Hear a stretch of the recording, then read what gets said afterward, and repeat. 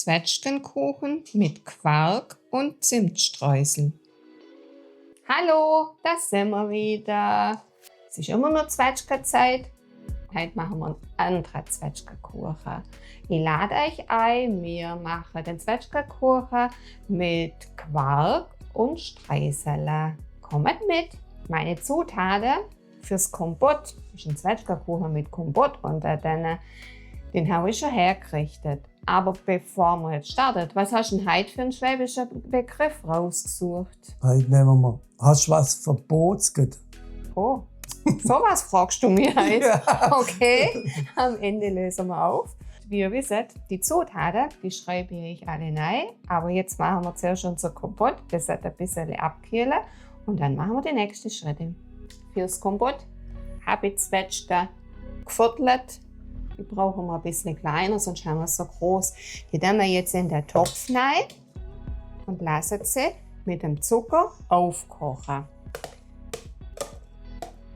Wenn keine Kinder mitessen, dann kann man Schnäpsle rein tun. Ja, klasse. Ich tue mein Schnäpsle rein vom selber gemachten Amaretto. Da habe ich euch dann auch den Link dazu. Und mit dem Zucker. Das kochen wir jetzt schön auf. Wenn ihr seht, dass es zu wenig Flüssigkeit ist, dann kann man noch ein bisschen Wasser nachleeren. Aber jetzt gucken wir mal zuerst, wie es wird. Kochen wir es schön auf. Putzt oder aber schon? Ne? Ja. Ich glaube, wir brauchen kein Wasser rein. Das ist nicht schlecht von der Flüssigkeit. So. Unsere Zwetschgen haben genug Flüssigkeit abgeben. Oh ja. Ein Kompott sollte man binden, sonst läuft es nachher im Kuchen im Backofen davon. Binden mit Speisestärke oder einem Pudding, wenn ihr wollt, und Wasser. Einfach verrühren, dass ihr keine Klumpen habt. Auch noch ein bisschen Wasser. Das ist nicht zu wenig. Und nachher, wenn Stärke drin ist, tut man es noch einmal aufkochen lassen und dann stellen wir es auf die Seite, dass es abkühlen kann, bis man es braucht. Sieht aus wie Pudding. Ja, das ist Pudding.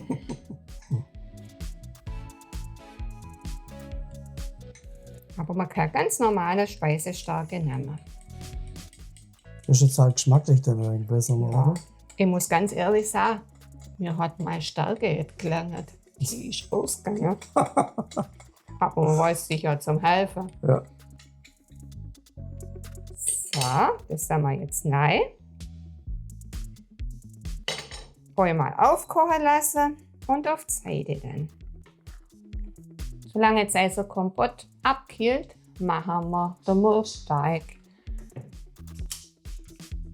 Mein Boden mache ich heute mit dem Handrührgerät. Warum? Das sage ich euch nachher, wenn es soweit ist. Wir nehmen das Mehl. Zudem tun wir den Vanillezucker rein. Und da kommt heute der Zimt rein.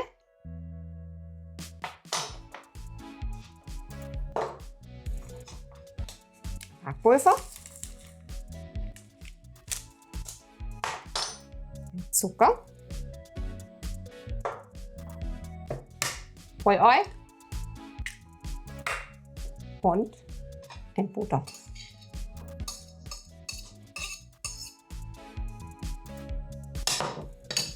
Da machen wir jetzt Streusel aus der ganzen Masse.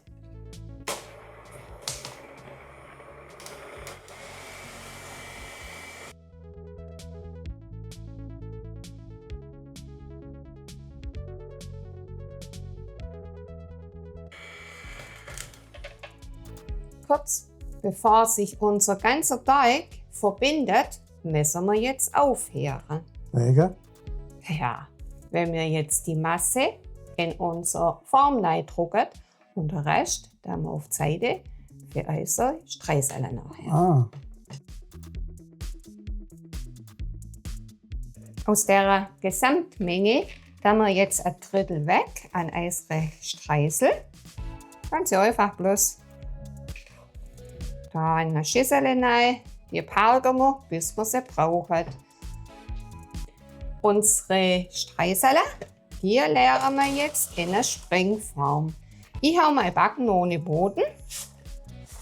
Und jetzt drucken wir es einfach bloß rein.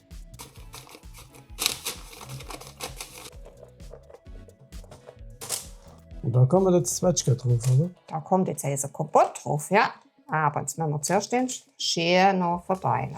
Ich mache das ein bisschen mehlige Hände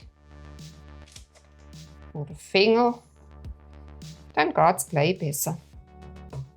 Ziehe einen ganz kleinen, schmalen Rand drauf, dass das Kompott nachher da jetzt so rausläuft.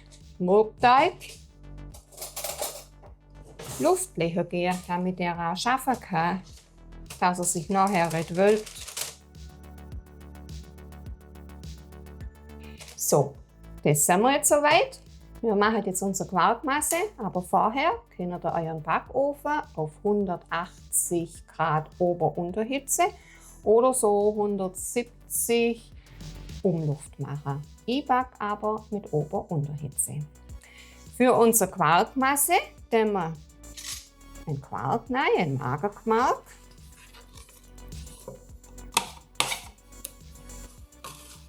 Ein Zucker. Ich habe einen selber gemachten Tonka-Bohnenzucker. Da habe ich ein bisschen was rein. 2 Eier, 2 Eier,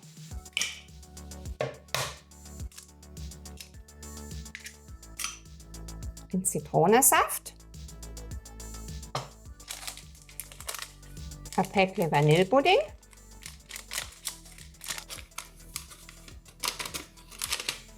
und ein bisschen Zitronenabrieb da mal rein.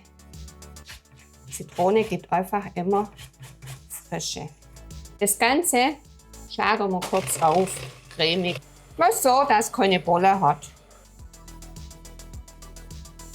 Schöne, glatte Masse haben wir jetzt. Und jetzt machen wir unseren Kuchen fertig. Alle Vorbereitungen sind getroffen für unseren Kuchen. Jetzt werden wir ihn einfüllen. Als allererstes unser Kompott rein.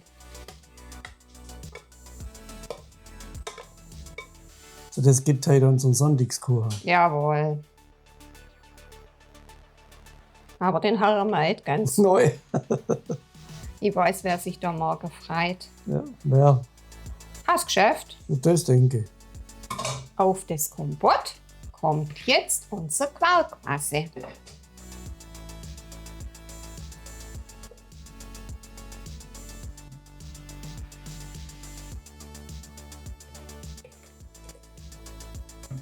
Das verstreiche ich Jetzt schon. werden wir noch ein bisschen verstreichen.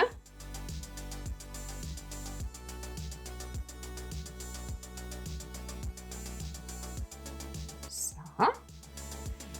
Zudeckt. Und jetzt kommt unser letztes Drittel. Die Streusel, die Zimtstreusel drauf. Ich muss beide Hände nehmen. Sonst geht es keine so schöne Streusel rein.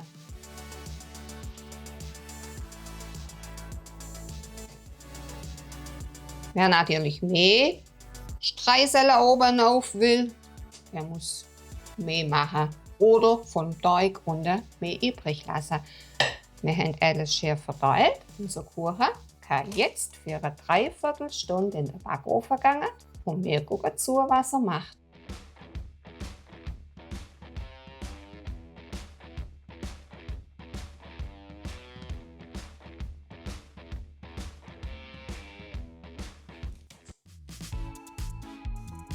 Fertig ist unser Zwetschgenkuchen mit Quark und Zimtstreusel. Ein Tipp habe ich euch noch. Lasst den ganz auskühlen, weil das Kompott sollte fest werden. Wenn ihr ihn anschneidet, läuft euch das Kompott davor. Das ist auch eine Kratzware. Wir sind am Ende. Jetzt lösen wir noch auf. Was hast du denn heute rausgesucht? Heute habe ich rausgesucht, hast du was Verbotsgeht? Nein, ich habe nicht. Neujahr nichts Verbotsgeld. Ich habe nichts angestellt. Verbotsgeld heißt etwas erstellen. Naja, sage nichts dazu. Ja. Ich bedanke mich bei euch fürs Zugucken. Mir hat es gefreut, mein Zwetschgenkuchen wieder an euch weiterzubringen. Und mich freut, wenn ihr mal das Rezept nachmacht und mir einen Kommentar hinterlasst. Ich weiß, wir sehen uns bald wieder und ich weiß, ihr schaltet mir auch zu. Bis dann, danke, ciao. Tschüss.